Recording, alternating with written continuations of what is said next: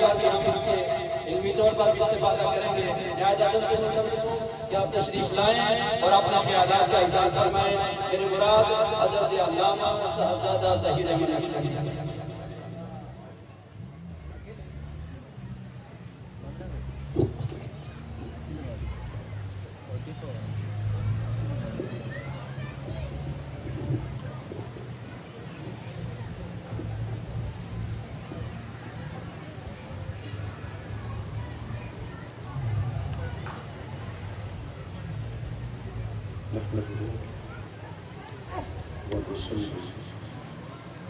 ونسلم على سيدنا ومولانا محمد رسول نبي أمين مكين حليم كريم رؤوف رحيم أما بعد فأعوذ بالله من الشيطان الرجيم بسم الله الرحمن الرحيم قال الله تعالى في القرآن المجيد إن أولياء إلا المتقون صدق الله مولانا العظيم۔ صدر مجلس حضور صاحب سجادہ نشین شریف انتہائی معزز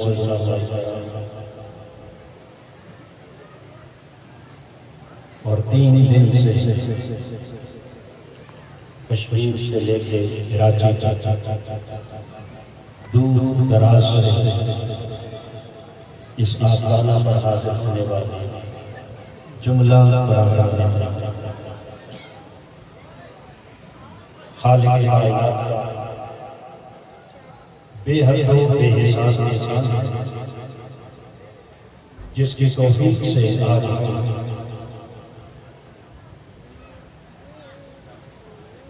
ایک ولی کامل، ایک مرد درویش اور ایک مرد فقیر حضرت خواجہ سائیں قائم الدین مردوی رحمۃ اللہ تعالی آپ کی یاد میں اس سالانہ عرص مبارک کی اس آخری تقریب میں جمع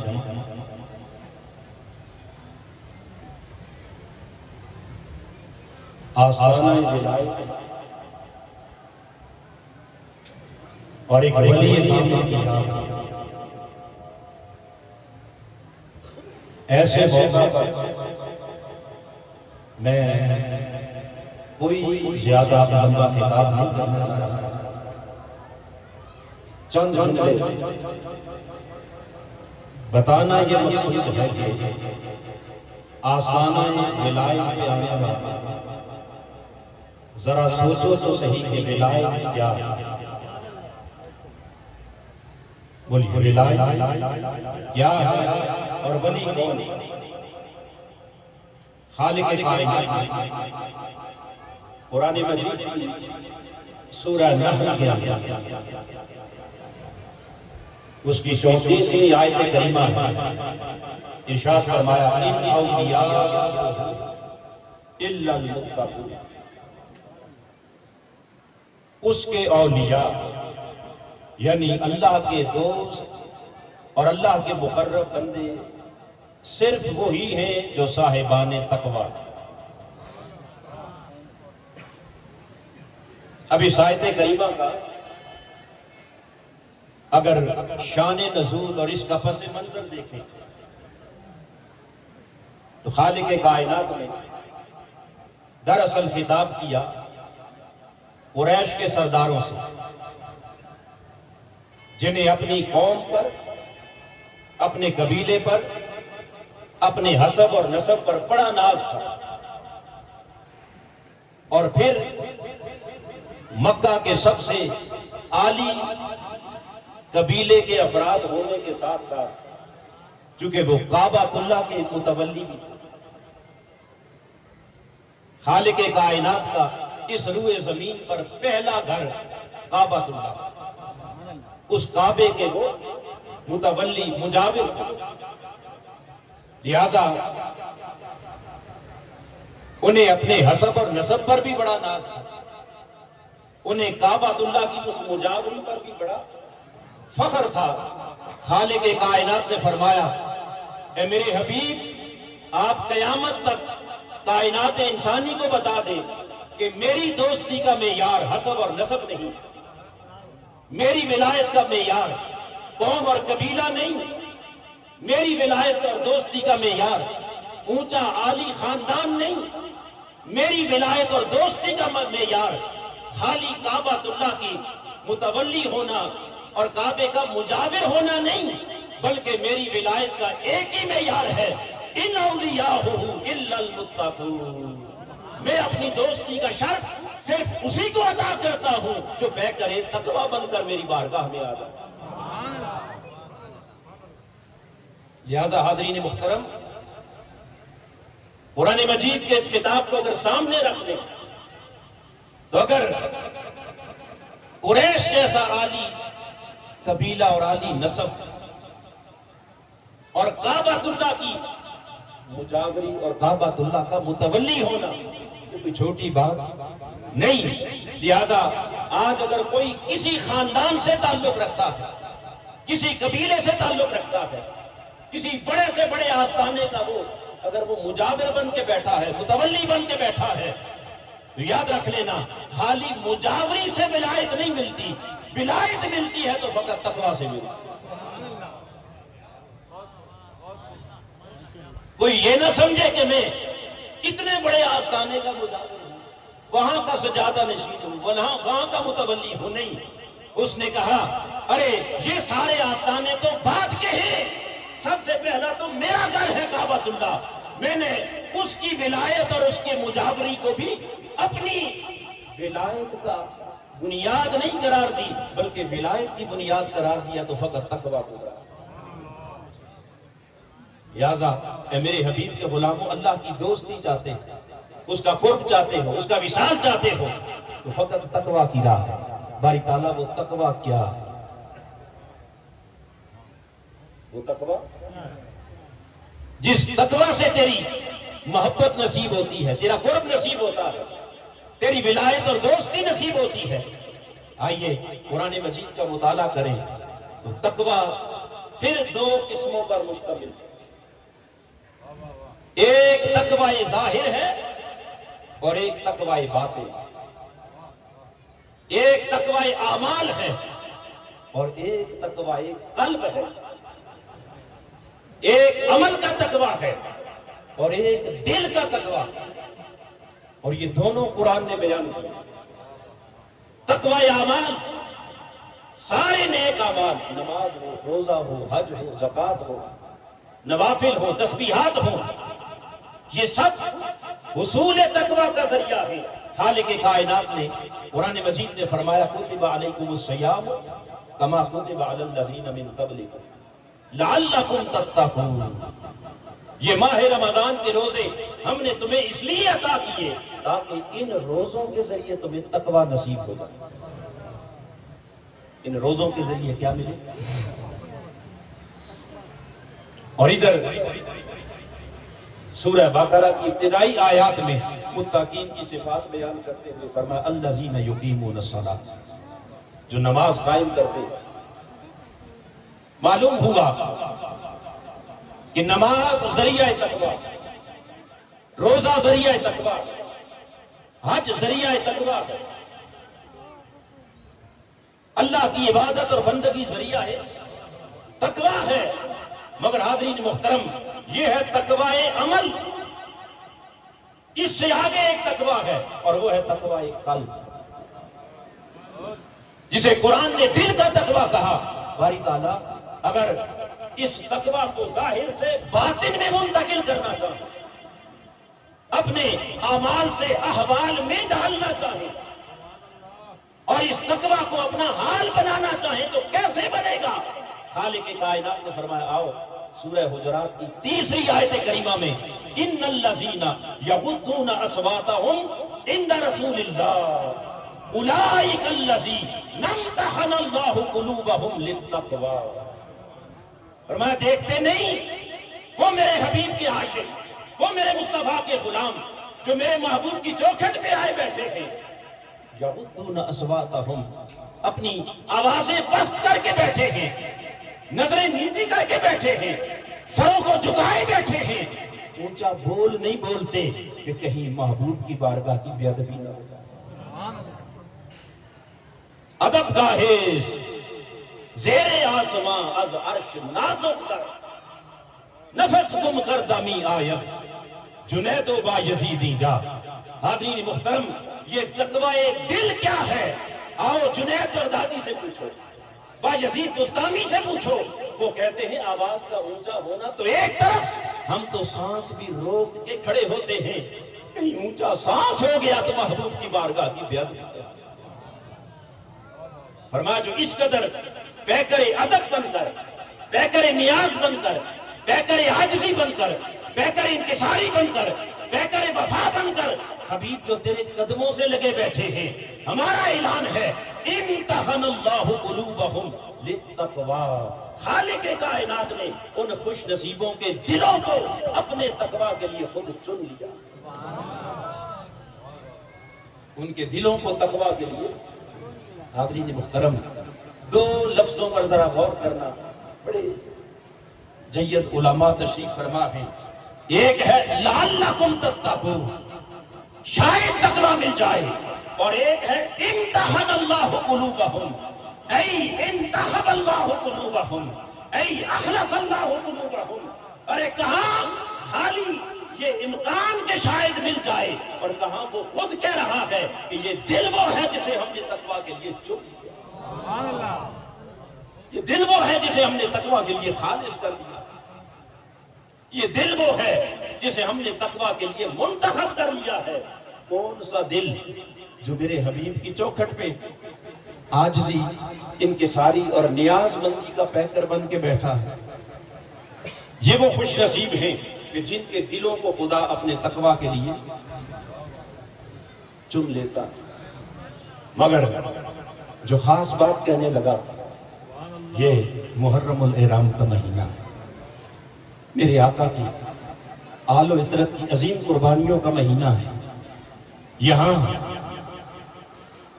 اس دربار عالیہ پر حاضر ہونے والے مجھ سمیت ہم سب نسبت رسولی کے طلبگار، نسبت رسولی کے منگتے اور نیاز مند بن کے آئے ہیں.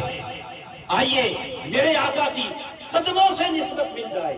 حضور کے در پر اگر وفا اور عاجزی کی نسبت مل جائے تو دل تقوی کے لیے چن لیے جاتے ہیں. حاضرین محترم، ذرا ایک لمحے کے لیے سوچنا کہ میرے محبوب کے قدموں سے لگ جائے تو اس کا دل خدا تقوی کے لیے چن لے، اور جو میرے مصطفیٰ کے خالی قدموں سے نہیں، جو مصطفیٰ کے کندھوں پہ چڑھ کے بیٹھا.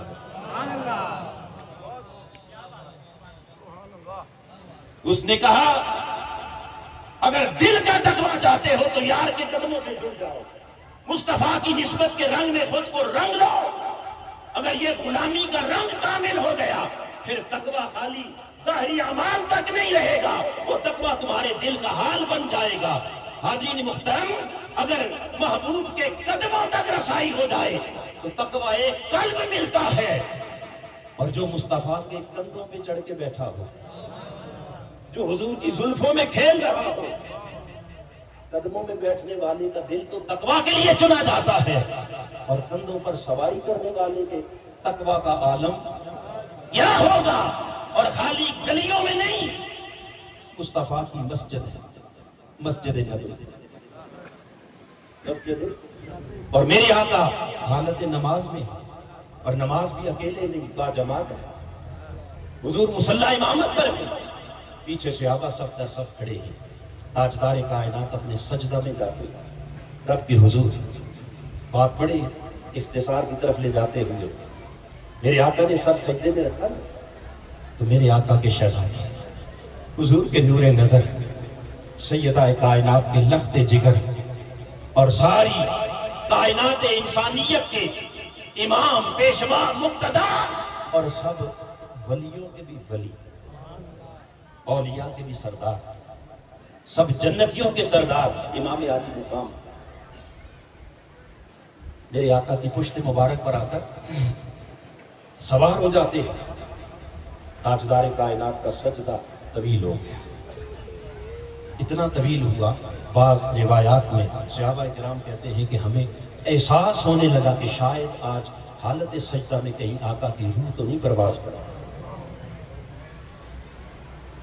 اب یہ جو ایک جملہ میں نے کہا کہ صحابہ کرام کیا سوچ رہے تھے اس نماز میں پیچھے، اور یقیناً جب سجدہ روٹین سے زیادہ طویل ہو گیا تو تمام صحابہ کو اب انتظار ہے کہ حضور سجدے سے سر کب اٹھائیں گے، حضور سجدے سے سر کب اٹھائیں گے۔ اب تاجدار کائنات نے خود تو سجدہ لمبا کیا نہیں، چونکہ میرے رب نے کہا قل ان اتبع الا ما یوحی الی، اے میرے حبیب انہیں بتا دو کہ میں کوئی کام بھی اپنی مرضی سے نہیں کرتا، میں جو کرتا ہوں وہ خدا کی وحی کے تابع ہو کے کرتا ہوں۔ وہ کوئی ہماری طرح ایک عام انسان نہیں کہ ان کا نواسا آ گیا، پوتا آ گیا، اس نواسے کی محبت میں سجدہ لمبا کر دیا، نہیں، پیغمبر کا عمل خدا کی وحی کے تابع ہوتا ہے۔ اللہ کے نبی کا عمل اپنی خواہش نفس سے نہیں، دنیا کی محبت کی خاطر نہیں، محض اللہ کے حکم کے تابع۔ تو جب اس کے حکم کے تابع سجدہ لمبا ہو گیا، اب سر تو تبھی اٹھے گا نا جب اجازت ادھر سے ملے گی۔ سر تو صحابہ انتظار میں ہے کہ سر کب اٹھے، میرے آقا بھی کسی کے انتظار میں ہے کہ کہیں سے اذن ملے تو سر اٹھاؤ، جب تک اجازت نہیں ملتی سر نہیں اٹھتا۔